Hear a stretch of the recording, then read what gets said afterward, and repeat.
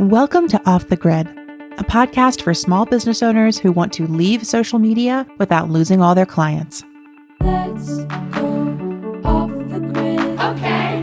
Let's go off the grid. Okay. I know that you really want to put your phone away. Yeah. Let's go off the grid. Hello, my lovely listener. Welcome to Off the Grid, a podcast about creative self-employment that doesn't rely on social media to get you clients, spread the word about your work, or help you make money. I'm Amelia Ruby. I am the host of this podcast and the founder of Softer Sounds Podcast Studio. And here on this show, I get to have amazing conversations about radical generosity, energetic sovereignty, and how we are all navigating our lives on and offline in 2025.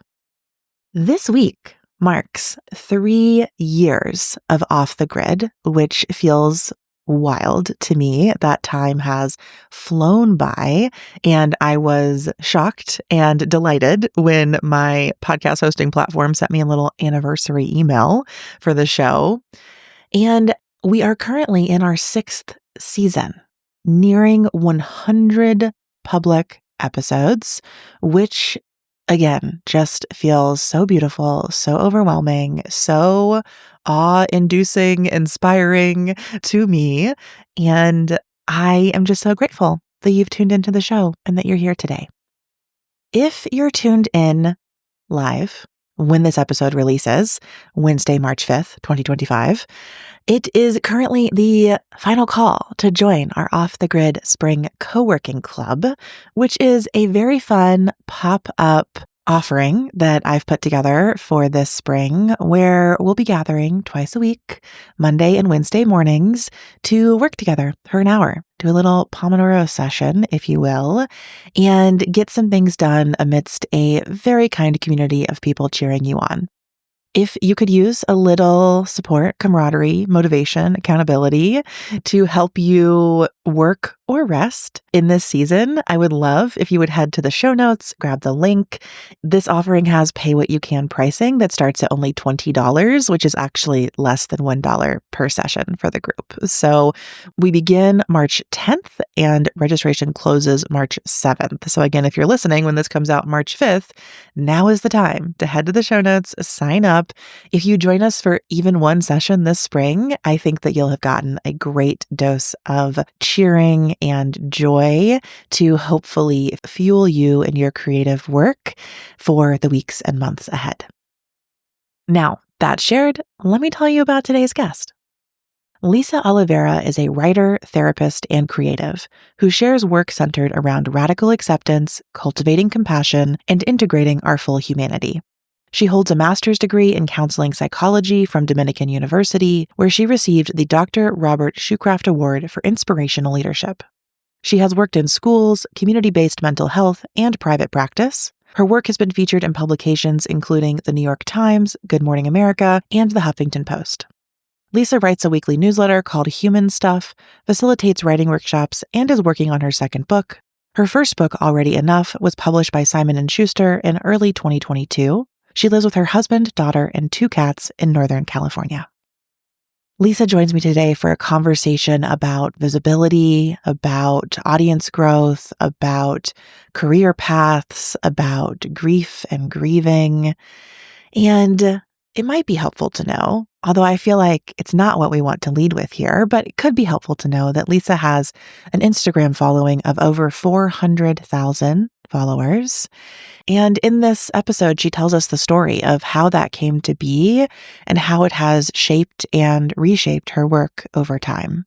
I'm so grateful that Lisa took the time to chat with me and share all of this with all of us. Let's go ahead and dive in to this amazing conversation. Off the Grid. Thank you. I am so grateful to be in conversation with you. I feel like Off the Grid has been like a refuge in some ways. And so it feels really sweet and just really good to get to be here with you. Thank you so much. I'd love to begin by going back to the beginning, I suppose, and ask you when you joined Instagram and any thoughts you have on like the earliest moments of your time there, and then how your account started to grow and become more of a public platform. Yeah. Well, I've been on Instagram as like a personal user since I would say like 2011, 2012, back when there were like very small amounts of filters and people were sharing photos of things they saw on their walks. And I loved using it as a photographer. It was like a mode of expression for like my very small group of friends who followed me. And it was a private account. But in 2017, I started my public account and it was under the name Lisa Olivera Therapy. And that was the time where I was leaving working in community-based mental health and moving into private practice.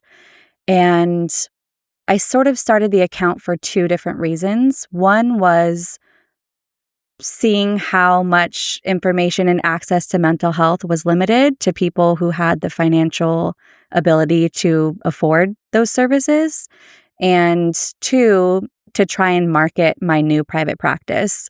And so I felt in stepping away from doing more community-based mental health work and working in the more nonprofit space that I wanted to keep contributing and being of service to folks who couldn't necessarily afford therapy as I was stepping into private practice into a space where I knew that it wouldn't be accessible to everyone. So I kind of started it for two different reasons. And I also started it from the lens of knowing that writing is something that I've always loved to do. And I sort of wanted to bridge my love, passion, experience of writing with my experience as a therapist, just to offer nourishment and support to whoever may find the account. And I would say the first year or so, my account was quite small. It was at a time where there were not very many therapists on Instagram, and it was kind of like an up and coming thing. And I didn't quite know where it would go. And I certainly did not expect it to blow up in the way that it did. But some larger accounts started finding my work and sharing it. And I want to say in like mid 2018, my account started growing really fast. I actually remember a specific moment. I was in my apartment in Oakland and I like walked into the room and said to my husband, I was like, I'm pretty sure my account got hacked. And I was crying because I was so confused why so many people were following me all of a sudden. And it felt so bizarre and so like not like me to have like this big growing platform. It just felt so like not like something I would ever have. And I remember like so many of these moments when my account was growing of feeling like, why is this happening to me? Like, what am I doing that's so special? And just having like a lot of really confused thoughts about being this therapist who was all of a sudden having all these followers come to my account. And my husband like reflects that back to me sometimes now. And I just think it's so wild because those thoughts stayed with me for so long. But I remember it was really kind of like a right place, right time situation in that the whole Instagram therapy thing was just starting to become bigger at the time that I was sharing a lot. And in 2019, a literary agent found my page and I connected with her and then ended up selling a book proposal. And then later in 2019, I was contacted by the New York Times and was interviewed for a story that ended up being titled Instagram Therapists Are the New Instagram Poets. And I remember when that article came out, I felt like I should have had this like celebratory feeling of like recognition or pride or something, but I remember feeling so embarrassed and feeling like I got sort of trapped into this very small niche that I didn't even know if I wanted to be a part of almost. And it felt like now that I was in this niche of Instagram therapist, that's just what I had to keep doing. And it was such a strange experience to have all of these eyes starting to be on my work and on me, because I felt like I was still in a place where I was trying to figure out what my work was and what my therapeutic lens was and what I wanted to offer. And it's almost like my nervous system was not ready to be like a widely public person when I became that. And it has almost felt like I've been trying to like catch up to feel ready for that since. And I would say that around the time that article came out, I feel like I've been sort of questioning my role with social media since then. And my account has grown a lot since 2019. I think I had 20,000 followers when when I signed with my literary agent. And I have like a little over 400,000 followers now. And my account has actually like decreased a lot the last few years because the way I've shared has shifted. But that's kind of where it started, was like showing up and sharing as a therapist, and then slowly like unraveling how I share and how I show up and what I think it means and how I want to be as a sort of public person and how I feel about social media. I feel like all of that has been in like this slow unraveling ever since. And now I'm in a place where I share quite differently than I did 8 years ago, but I do still share on social media. And I'm in a lot of ambivalence around like what I want that to look like and what it's doing to my brain and to other people's brains and the role that it plays in my creativity. And yeah, I think I'll pause there. I feel like that was kind of a whirlwind. How did it feel in your body as your visibility increased? And how did you navigate that for yourself as you went from someone who is sharing with a few thousand people to someone who's literally sharing with hundreds of thousands of people? Like, did you have to transform in that process? Yeah. And I guess I should say that it's not that it happened like out of nowhere necessarily, because I was sharing every day. I was posting all the time. I was like sharing quite a bit, but I definitely did not have like a plan or calendar that I was sharing on, or like it was all very sort of like throwing myself out there, and it just sort of landed at the right time.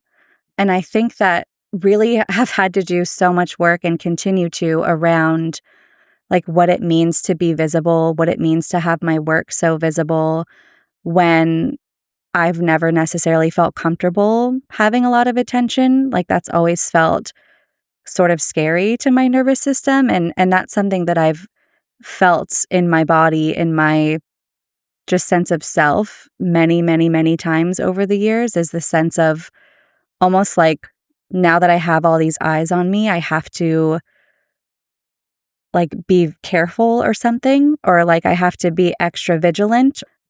It's hard to even put into words what it's felt like in my body, because I feel like I've had so many different experiences with it.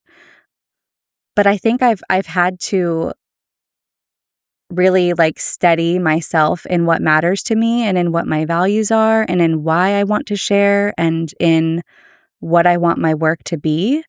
And that is something that has shifted and changed over the years. Like it feels very different now than it did in 2018 when I was sharing like primarily therapeutic focused content. I think the work that I've shared has changed a lot. And I think that's a result of sort of continually coming back to myself and coming back to what I want to put in the world and why.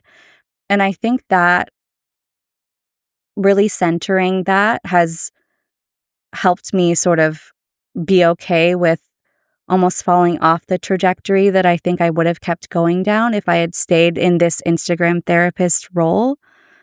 You know, I see other therapists who really like stayed true to that small role, and they've gone further and further and further in their careers as like these public therapist figures.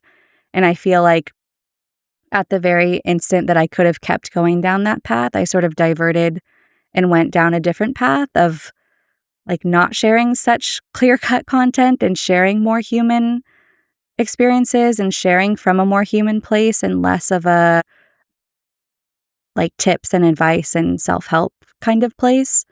And I think all of that has been a result of like really getting into this practice of connecting to why I want to share and what I want to share and where I want that to come from in myself. And it's been an ongoing practice because 8 years later, I feel a lot more comfortable like having a platform. And it's also still a huge struggle for me in a lot of ways. Like I'm still not very comfortable having like a lot of eyes on me. It's still something that I have to sort of reckon with and tend to in myself all the time. And I feel like I share like pretty openly about how I've still not quite landed in this place of like extreme comfort in having a following or a platform. But I do think that like finding safety in other places and finding security in other places and really reconnecting to like my values and what matters and why I want to share are all like tools and resources that I continue to have to use in different ways. I feel like for myself, as someone who did follow you for many years when I was on social media and then has subscribed to your Substack since I left social media, I want to ask you a question about your work because you started your Instagram to market your private practice. But then I think over time, you stopped being in private practice and like what your work was shifted. But I'm so curious, like, how did your sort of the work you were doing not on social media evolve as your social media following grew? Yeah. So I was still seeing clients in private practice up until 2021 when I got pregnant and went on maternity leave. So the whole time I was sharing publicly and working on my book, I was still seeing a small amount of clients in private practice. But when my book came out in 2022, a few months after that, I went back into private practice and just realized that I needed time away from that work to sort of recalibrate and figure out what my work is, because that question, like, what is your work, is something that I feel has gotten so lost in the last 8 years of sharing publicly. And I think for a long time, I had this sense of, well, I have this following. And so my work is going to shift to be like creating offerings for this following, because that's what people with big followings do. They create offerings and make a lot of money and like have all these followers or buy things from them. And I feel like I sort of set aside my therapeutic work to try and do that, almost because I thought it was what I needed to do, or I thought it was something that was required since I had this platform and this audience. I thought that I was supposed to let that be my work now, I guess. And, I tried doing that in several different ways. I created like an evergreen course that people could buy and sold that for a while. I've done writing workshops and I've loved doing that, but I haven't necessarily considered that like a full part of my work because I also haven't let myself fully dive into that. I write books, so I'm writing my second book, and that I would say is a big part of my work. And then I write a newsletter on Substack and make some income there.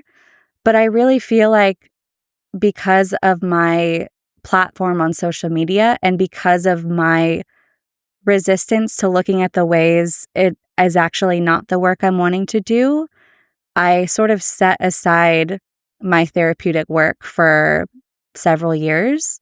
And it's only been in the last 6 to 8 months or so, I would say, that I've come to this realization of I've been trying to make this like public figure social media following thing work as a mode of income. And it's just never worked for me. I've never been able to make it work. And I, for a while, thought it was because I was just doing something wrong and I just couldn't figure it out. But I have lately realized that it's just not what I want to do. And I think I've, in the last year or so, finally set aside this idea that just because I have this big platform that I could monetize in several different ways, like, doesn't necessarily mean that that's the work that I'm actually wanting to do. And so I'm actually going to be returning to doing one-on-one therapeutic work and continuing to do my writing and potentially continuing to offer workshops and like smaller offerings. But I think I've finally like let go of this idea that I'm supposed to have this like big business just because I have a big following. And I've been in this ambivalent like back and forth around that for so long that I could never fully jump into any one thing. It's almost like I could dip my toes in, but never like fully figure out what my business actually is. And I think because of the addictive qualities, honestly, of sharing on Instagram for a long time, I got confused and I thought that sharing on Instagram was my job, even though I was not making an income from that. I did not have sponsored posts. I've never made an income from sharing on Instagram, but I had this sense of, like, if I'm going to keep this audience, I need to keep sharing so that when I do figure out what my business is, I'll have this audience to share it with almost. And, the things that I have sort of like landed in are writing and therapeutic work and small offerings around writing related to emotional health and well-being. And it's taken me a really long time to like let that be enough and to let that be okay, even though there's so much more I could potentially do with the audience that I have. And that has been, yeah, even talking about it now, I feel like the tenderness around it and the just like how much of a journey it has been to like unravel all these things I thought I was supposed to be because I had this audience, and the ways that, yeah, the ways that it almost pulled me away from the work that I care about the most in some ways. It's like the allure of it, even though it didn't actually fulfill like my deepest desires and needs, the allure of it, and almost like the carrot dangling in front of you that I feel like social media can feel like sometimes. It can become such a distraction from the work that you're actually here to do and the way you actually work best and the offerings that feel most aligned. It can become such a distraction from that. And I felt that from the beginning, and I feel it even more so now, like almost having this wide open opportunity and not really wanting to use it in the ways that I've been told that I should. Yeah. I just want to, I guess, sit with you in that space because I think a lot of people come to question social media because it's quote unquote not working for them, perhaps like I did. And I'm really appreciating hearing from you and hearing you say, like, well, it worked in the sense that I got followers here, but also that can really take you off of your path. And these sort of narratives around what it means to have a following and what one quote unquote should do with it are really strong. And I think what you said about like the times when it felt like sharing on social media was your job and realizing like, no, this isn't my job. It doesn't make me any money. It's not something I actually like really sought out to do. It was always kind of an impulse and then meant to be something that leads toward the thing I really want to do. I just feel like that is so, I just think it's a feeling a lot of off the grid listeners can relate to. That sense of like, I want to be a therapist or I want to start a business or I want to be an artist. But now I feel like sharing on social media is my job. I'd like to go back to that moment you mentioned earlier around the New York Times piece and the Instagram therapists are the new poets. Could you talk a little bit more around like what you perceive it means to be like a quote unquote Instagram therapist and why that felt so uncomfortable? And I think you said even like a little bit embarrassing to you. I think that like the level of depth and connection and humanness and like beauty and meaning that I find from therapeutic work gets so lost in the content swirl And I feel like so much of the therapeutic has gotten just missed in these attempts to make content to help people. And I kind of at the time felt like my reasons for wanting to share were getting cheapened and almost dampened by getting thrown into this label of Instagram therapist. And like it automatically put me in this category that I feel like the work that I wanted to share and the writing I wanted to do felt so much bigger and like more deep then. And I also just felt like it sort of was part of this whole new movement of therapists and helpers and coaches and stuff sharing on Instagram now that has become so just infiltrated with content and with reels and with videos and with bite-sized pieces and with information. And I just feel like the depth and the intimacy and the personal nature of therapy that feels so important to me gets so easily lost when it tries to get filtered into these very narrow and small bite-sized pieces. And it also really created a sense of confusion around like what was okay to share and what wasn't, because I was also sharing a lot of content around like politics and social justice and sharing my opinions and sharing my own experiences and bringing like a very human slant to the work that I was doing. And it just sort of ignited a lot of conversation around like what therapists should and shouldn't be sharing, and just a lot of judgment and perceptions, and even positive judgments and perceptions that really made it hard to stay tethered in the work I wanted to do and in the ways I wanted to share. And I still find that to be true on social media. Just the quickness of it, the pace of it, the loudness of it, the rapid movements, like the overstimulating nature of it, all of it has almost started to feel like antithetical to like the deep and human and messy and non sort of picture perfect ways of being with people that I so desire and that I feel are so important. And so I think that was definitely around the time where I was kind of like, what am I doing and what influence am I actually having? And how do I want to hold this platform that I now have so that I can share like with integrity and with humanity and with what I want to see more of in the world?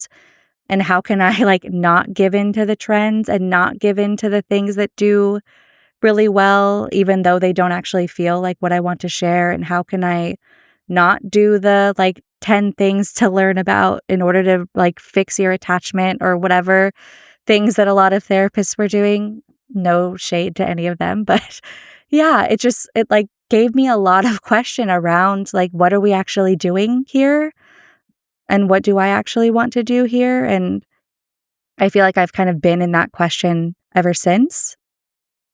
It's really striking me as you're speaking that some of the qualities that I think make for a really good therapist are definitely in tension with the things I think make for a really good content creator. Like what I desire from working with a therapist is like depth and nuance and messiness and a lot of listening and a lot of processing and working through it together. Like when I've been in therapy, the aha moments, the breakthroughs, like they always feel, I want to say like hard won, but not because they're hard. It's just because like we really did it together and we like got there. And like I learned something about myself by really going through all of it. And that has always felt so different than when I like used to see a graphic that was like, if you feel this, this, and this, you're anxiously attached. And I'd be like, oh, look at me. Yeah. And like, I might feel that burst of like, oh, this is me. But like, I needed that like hundreds of times before I might actually ever go like read a book about attachment styles, let alone talk to anybody who's ever studied them or who knows anything about my life. And I mean, I love content creators. I am one. And I think that idea of like simplifying things, making them catchy, making them delightful, like all of that is beautiful work as well. It just is in tension with that like deep, messy behind the scenes. You got to work for it, work of therapy. And I'm hearing you say that like the tension between those just like kept getting tighter and tighter and more challenging for you as your work evolved. And especially when you have like the New York Times putting you in this sort of bucket of Instagram therapist. Mm-hmm. Yeah. And I also remember sharing in that article, like really rooting for the therapist on Instagram almost, and really like trying to almost defend why I was there sharing in that way. And I just remember since that came out, like, yeah, really being in the question of like, is this actually helpful? And like, is this new movement of therapists and helpers and what people may call themselves healers on Instagram, like, is the constant content like actually contributing? And I don't have answers for that, but that's just been a question that I remember circling around since that article came out, and really being in the question of like, how can I be of service? How can I contribute in a way that is unique to what I have to offer? And yeah, that question has felt so important to stay rooted to. Hey there, lovely Off the Grid listener. We're taking a quick break from this episode because I want to make sure that you know that you can become an Off the Grid sponsor and share your work here on the podcast during a mid-roll ad like this or in a pre-roll ad that airs before every single episode on our feed. In past seasons of the show, I have shared some of my favorite affiliate partners. If you've heard the Flowdesk ad, you know what that's all about. But since season 3, I've also been partnering with listeners like you to showcase your work and the amazing, inspiring things that you're creating and sharing with the world. I know I don't have to tell you this, but Off the Grid listeners are smart, fun, values-centered business owners who create and share impactful things on and offline. We are writers, artists, designers, wellness practitioners, service providers, shop owners, and product makers who know a lot about our craft, but need more support making the business side of things thrive. If that sounds like the kind of crew that you want to get your work, your products, your services, your books, your free lead magnets in front of, I hope that you will head to the show notes and learn more about placing an ad on the podcast today. One of our very happy sponsors from last year wrote to me and said this: "Placing an ad on Off the Grid was hands down the best investment I made last year. My cost per lead ended up being around $6, which is 70% less than Meta's average, and nearly all of those leads are still highly engaged a year later. On top of that, many have become customers, bringing in over 13 times the return on my investment." If you would like to hear your work shared by me and featured in a spot like this, you can head to the show notes to learn more about our ad opportunities. And whether or not you decide to sponsor an episode, I am so grateful that you listen to the show, and I hope that you will check out some of our partners this season.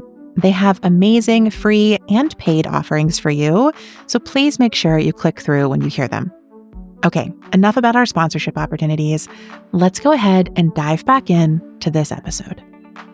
How did your Substack newsletter come to be? And what's your relationship to Substack like versus perhaps your relationship to Instagram? I started a newsletter in 2019 on MailChimp, and it was like a monthly newsletter. So it was a very sort of small, less frequent thing. And I moved it to Substack, or actually I didn't even transfer my subscribers over. I just started a new Substack in 2022, right after my book came out.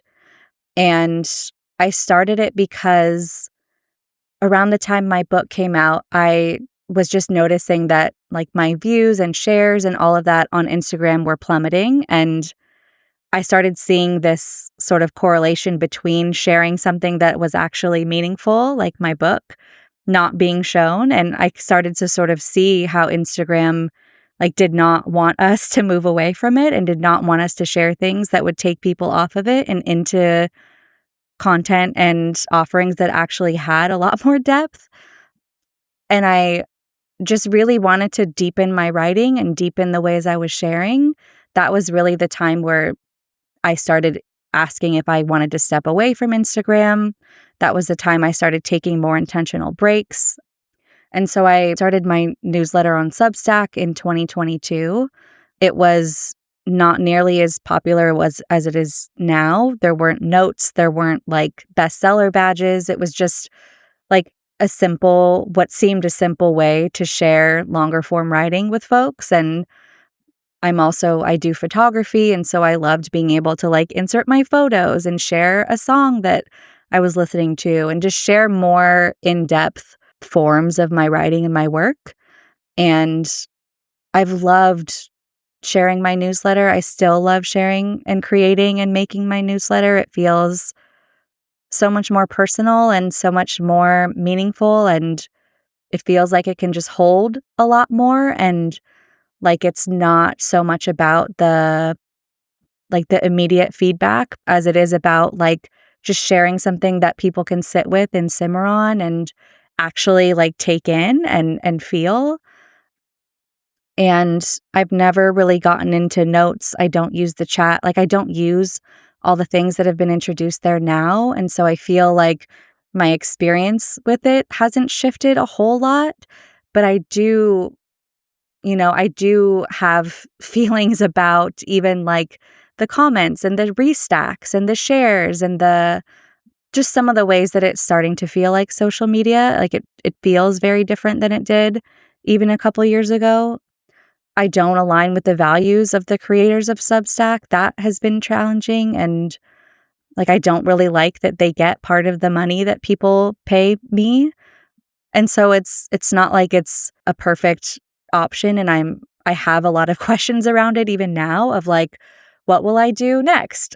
Do I want to keep monetizing a newsletter? Do I want to have it on this platform that feels like another version of social media?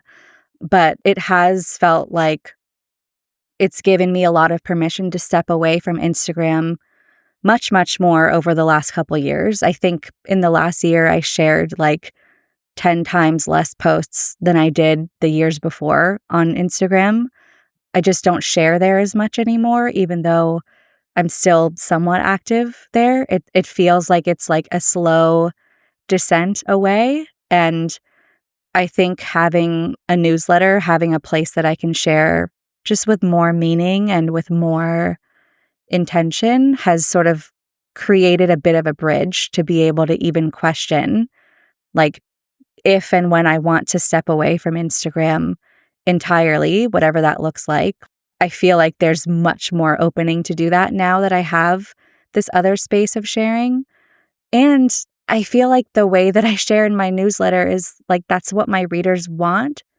They don't want the quick tips and the constant information, and they want a slower pace, and they appreciate having less but more depth. And so I think I'm also just feeling into how many people who read my work are also in question about the constant content and in question about social media and Instagram. And yeah. Yeah. I think something I hear from a lot of people, probably because I also tell people to do it. So I think something I say a lot. What do I say? I was gonna be I hear from a lot of people that they're using a newsletter to transition off Instagram. And I'm duh, Amelia, you tell people to do that. What are you talking about? Anyway, obviously off the grid. I am a fan of a newsletter as a vehicle for sort of gathering an audience or a community as a way of not necessarily leaving social media, but just investing a lot less in it or divesting some of your energy from it. And I love to hear that that's been part of your approach with Substack. And as an avid reader of your Substack, I love it. And I do appreciate how the pace of it feels. Not just the weekliness, but the moving through a post. You'll often write in vignettes. It's not you're showing up with some intensely researched and argumentative essay every week. It still has that quality of feeling we're getting these different moments that in the past I might have gotten from an Instagram post. But because Instagram happens in a feed with a ton of other people's things. When I read your newsletter, I actually just get all of many of your vignettes from you at once, and I can kind of sit with that. And it really has such a different like textural quality than engaging with, even if I went and looked at your Instagram right now and I just went to your profile with all of your stuff, I think it would still feel so different than it does when I get your newsletter in my inbox. And what this is bringing up for me, like we talked a little bit about how your business has evolved from like private practice, selling the book, having your newsletter and the paid portion of it now. But like, do you feel like you have to have your Instagram to make money at this point? Like, does it feel like an integral part of your like financial landscape, or does it feel more like it's still a place you like to go to be of service and like having the audience is like some other side of it? Because for what I hear from a lot of people is like, if I got rid of my Instagram, I would have no business. I couldn't make any money.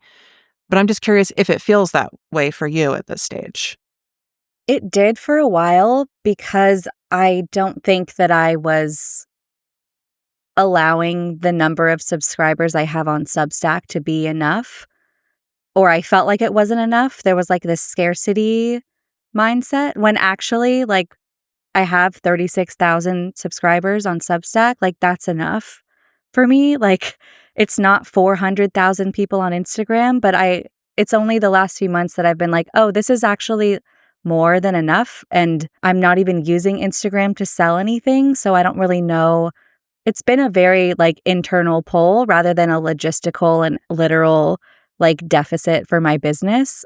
The only reason that I feel business-wise that I still feel kind of tethered to Instagram is because of book sales and because of publishing stuff. Like I haven't had a conversation with my publisher around what it would mean to step away from having that as a place to share about my book.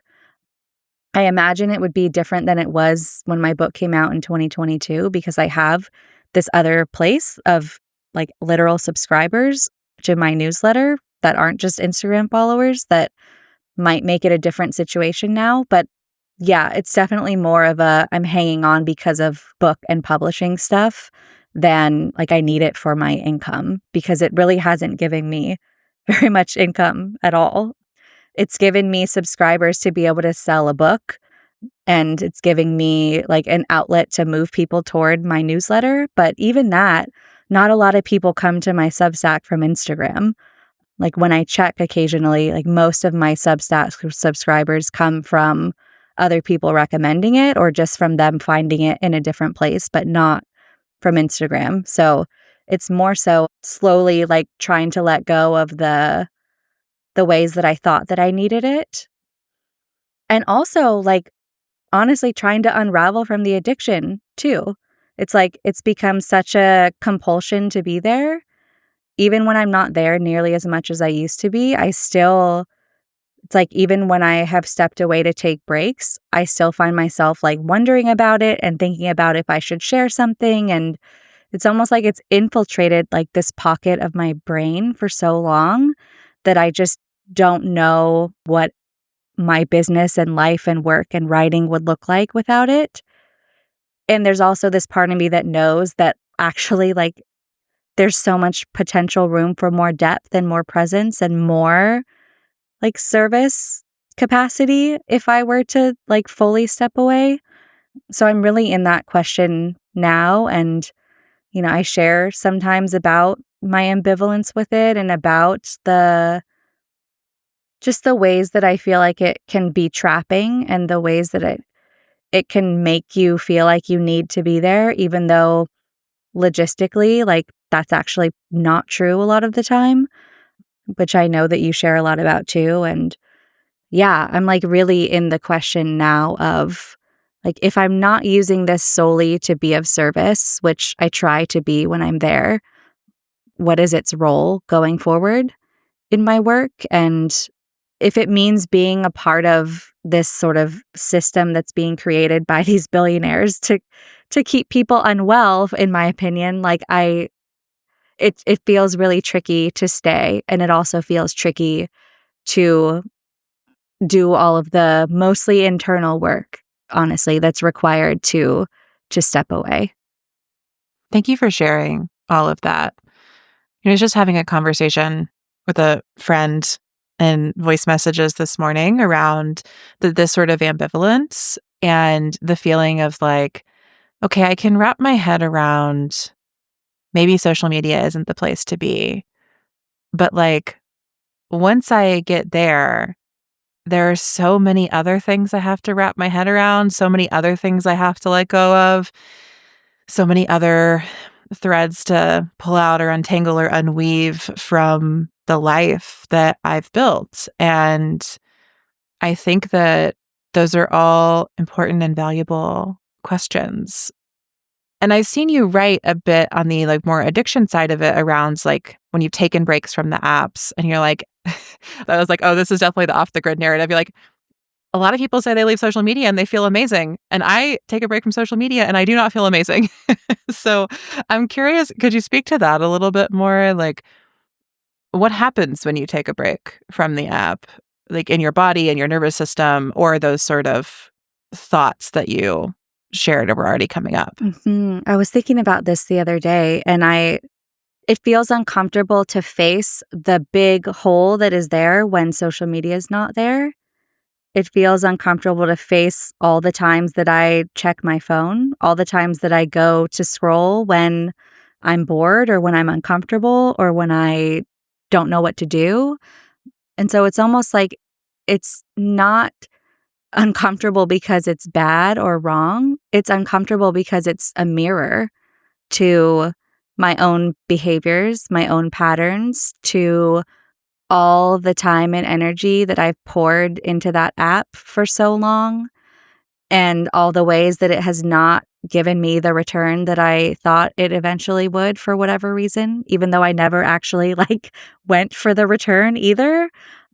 It makes me confront the ways that I have bypassed making more connections in real life for the sake of trying to connect with an audience. It makes me look at the ways it is so much easier to go there to try and get information than it is to actually go to my local library or go to a meeting for the city council or go somewhere where there's actually roots and depth and anchoring outside of this sort of pseudo connection and community that I can sometimes feel on Instagram. And so I think that it's uncomfortable when I take a break because it holds up a mirror to the ways that I've let it impact me in my life really negatively.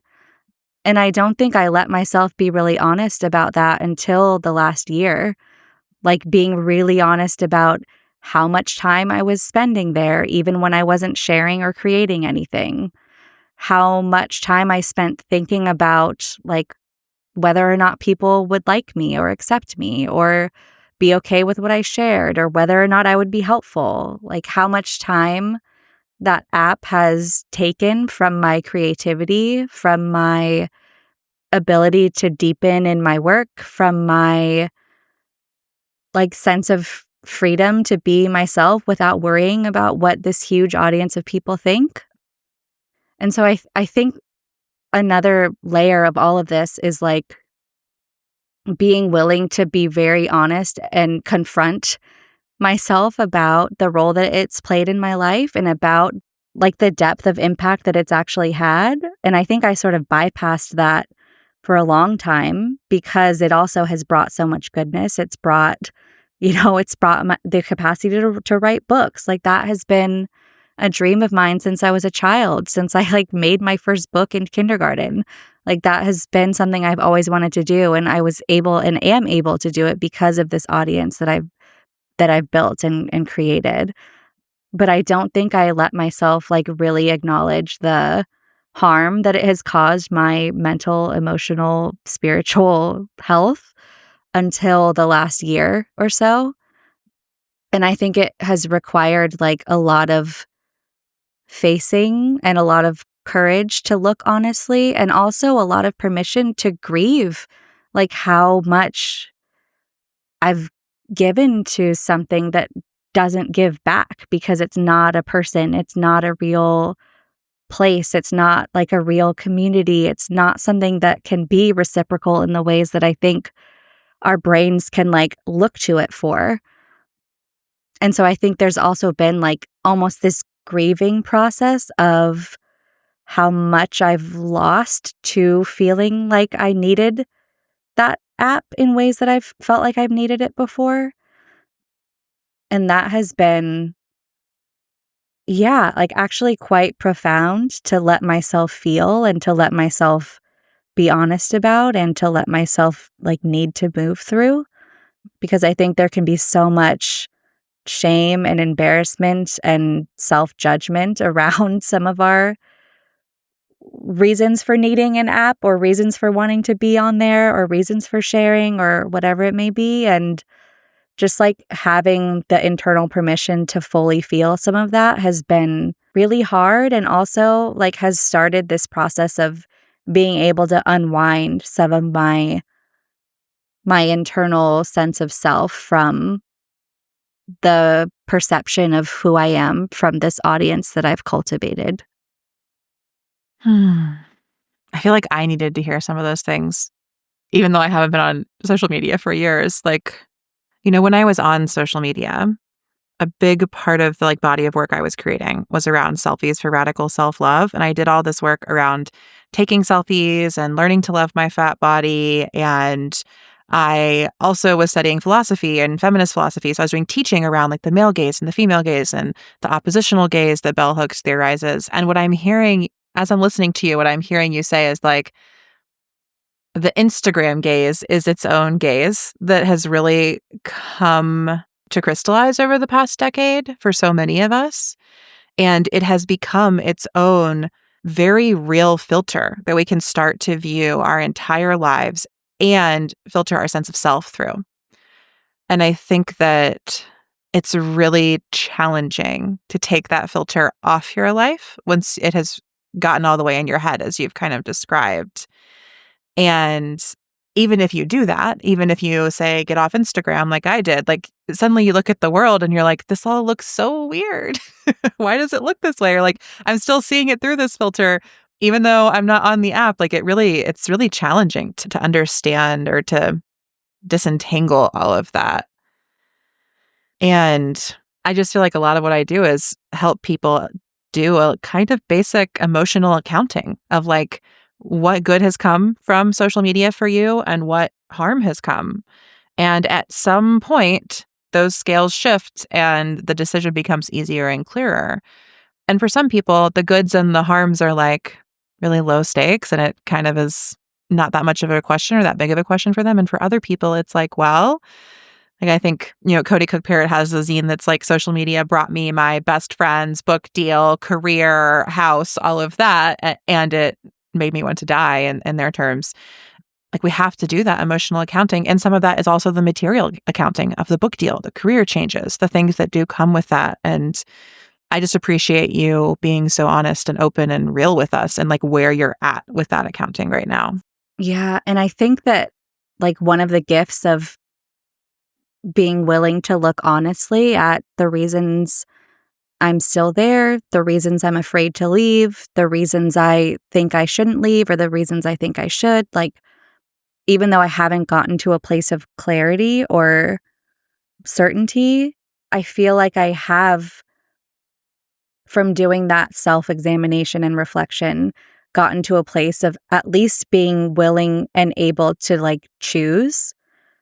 And it feels like now I'm choosing to still be there, and I can choose to leave if and when I think that that's the right choice for me. Whereas before I did any of this honest looking at my own behaviors and at what I was getting and not getting from that space, it didn't really feel like there was a choice.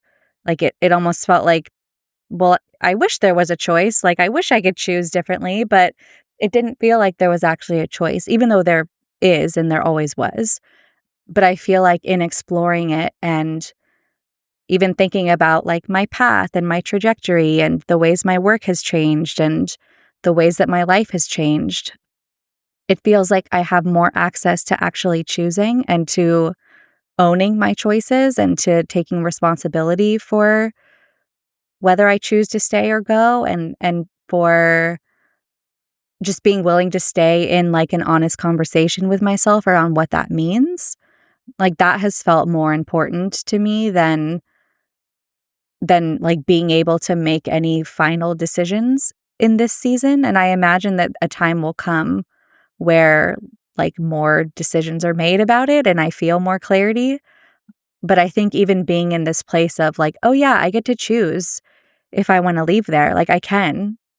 And if I do want to leave, like I can figure out other ways to make things work. Like it feels like a gift to be able to, yeah, feel the relief of being honest about what role social media plays in my life and in my work so that when I'm choosing and making the decisions that I make, it's coming from a place of just rootedness in reality and rootedness in what's available and not a place of scarcity or fear that I think was leading a lot of my reasons for like being there all the time before. It sounds like you've really like reclaimed your agency and taken some of the power back. Whereas like it used to be that the Instagram had all the power, or, the like 400K on your profile had all the power, but now you've reclaimed it for yourself. And like you are able, I love this, like you're in the space of choice again, which is where we have to be if we're going to be free. And so I think that is like the medicine that anyone listening to this show who's still on social media, like that's the medicine we need. Like if you're going to stay, I want it to be your choice. I don't want it to feel like something you are compelled or have to do. Like it should be something you're choosing to do. And I'm not here to judge that choice as long as it is a choice that you're making. Mm-hmm. Yeah. And I really, really feel that. And when I am there, I'm asking myself, like, how can I share and be here in ways that are like liberatory and nourishing and supportive? And like, how can I share causes that matter to me? How can I share places to donate and mutual aid funds and like things that can actually cultivate positive change in ways that I feel like the people in charge of social media are not really wanting? That's like kind of where my focus and attention is going now there. But I do think I will be listening to all of your future episodes as I continue like being in this exploration of what it means to be there and what it potentially means to not be there anymore if and when that happens. Well, I'm so happy to be in this conversation and in ongoing conversations with you. I really appreciate just checking in with you in this moment of what your relationship with social media is like and how it's feeling for you. And is there anything else that you want to say about your work or social media today? I think I'll just also say that I feel really grateful that I get to share my writing and that I get to share things that are important to me and things that matter to me and things that I feel the world needs more of, especially now. Like I feel quite rooted in knowing that like what I do and what I share actually does have an impact and it actually does reach people, and that's important. And while it's a struggle to be in the space of like having an audience and being perceived and all of that, it is also like a huge gift and has brought me so much, and it feels really nourishing. Actually, like every time I get to send out a newsletter, it feels like I get to send just like more of what I want to see into the world. And so I do also just want to, yeah, honor that even though it can be a struggle to like be in these explorations, that it also means that myself and other people in this exploration and struggle are doing things that matter. And that feels important to like stay really rooted to. Absolutely. Grief and gratitude always come together. Yeah. Thank you, Lisa, so much for joining me in this conversation. Thank you, listeners, for spending this time with us. Please do head to the show notes and subscribe to Lisa's Substack, buy Lisa's book, keep an eye out for Lisa's next book. I know I'm very excited for all of these things. And I think we'll just leave you with that grief and that gratitude today. So until next time, we will see you off the grid. Thanks for listening to Off the Grid. don't forget to grab your free Leaving Social Media toolkit at offthegrid.fun/toolkit. This podcast is a Softer Sounds production. Our music is by Melissa Caitlin Carter of Making Audio Magic, and our logo is by Natelier Studio. I'm your host, Amelia Ruby, and until next time, I'll see you off the grid and on the interweb. Let's go off the grid. Okay. Let's go off the grid. Okay. I know that you really want to